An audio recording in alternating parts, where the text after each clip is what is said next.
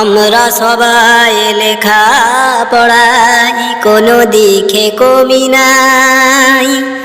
আগের থেকে শিক্ষা বেড়েছে, সত্যকে গোপন করে ভাই। তাই সত্যের সন্ধান পেতে হলে বেসরকারি বই পড়তে হয়। আর স্কুল কলেজের পড়াতে সত্যকে খুঁজে পাওয়া যায়।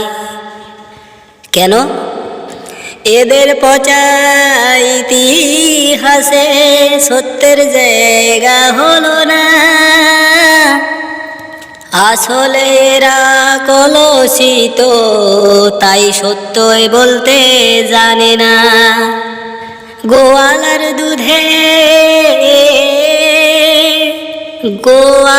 দুধে ভেজাল আছে, গোয়ালার দুধে ভেজাল আছে। তাই সবাইকে এরা ভেজাল ভাবে। আর মুসলমান হলো খাঁটি মাখন, এতে কে ভেজাল দেবে? তাই কবি ছন্দের মাধ্যমে কি বলছে শুনুন। কি বলবো আমি ইতিহাসের কথা, কি বলবো আমি ইতিহাসের কথা। বলতে প্রাণে বড় লাগে ব্যথা, কি বলবো আমি ইতিহাসের কথা।